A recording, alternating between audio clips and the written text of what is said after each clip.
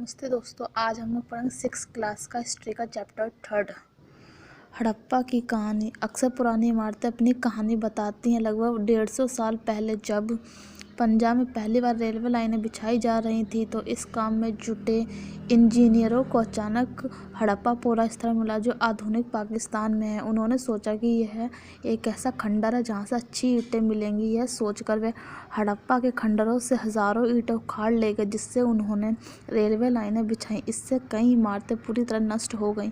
उसके बाद लगभग 80 साल पहले पुरातत्वविदों ने इस स्थल को ढूंढा और तब पता चला कि यह खंडर उपमहाद्वीप के सबसे पुराने शहरों में से एक था। चूँकि इस नगर की खोज सबसे पहले हुई थी, इसलिए बाद में मिलने वाले इस तरह के सभी पुरा स्थलों में से जो इमारतें और चीज़ें मिली उन्हें हड़प्पा सभ्यता की इमारतें कहा गया।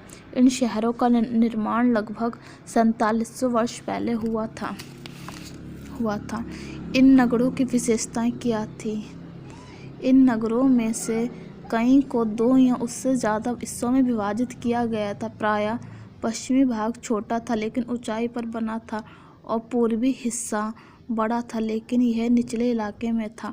ऊंचाई वाले भाग को पुरातत्वविदों ने नगर दुर्ग कहा है और निचले हिस्से को निचला नगर कहा है। दोनों हिस्सों की 4 दीवारियाँ पक्की ईंटों से बनाई गई थीं। इसकी ईंटें इतनी अच्छी पकी थी कि हज़ारों सालों बाद आज तक उनकी दीवारें खड़ी रही हैं। दीवार बनाने के लिए ईंटों की चिनाई इस तरह करते थे जिससे कि दीवारें खूब मजबूत रहें। कुछ नगर दुर्ग में कुछ खास इमारतें बनाई गई थीं। मिसाल के तौर पर मोहनजोदड़ो में खास तालाब बनाया गया था जिसे पुरातत्वविदों ने महान स्नानागार कहा है। इस तालाब को बनाने में ईंट और प्लास्टर का इस्तेमाल किया गया था। इसमें पानी का रिसाव रोकने के लिए प्लास्टर के ऊपर चालकोर की परत चढ़ाई गई थी। इस सरोवर में 2 तरफ से उतरने के लिए सीढ़ियाँ बनाई गई थी और चारों ओर कमरे बनाए गए थे। इसमें पड़ने के लिए पानी कुएं से निकाला जाता था।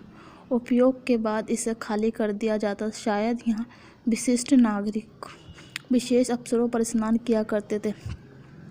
कालीबंगा और लोथल जैसे अन्य नगरों में अग्निकुंड मिले हैं जहाँ संभवतः यज्ञ किए जाते होंगे। हड़प्पा, मोहनजोदड़ो और लोथल जैसे कुछ नगरों में बड़े बड़े भंडार गृह मिले हैं।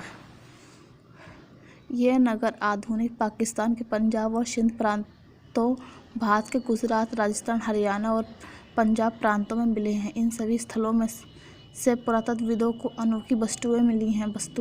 जैसे मिट्टी के लाल बर्तन जिन पर काले रंग के चित्र बने थे, पत्थर के बाट, मोहरे, मनके, तांबे के उपकरण और पत्थर के लंबे ब्लेड आदि।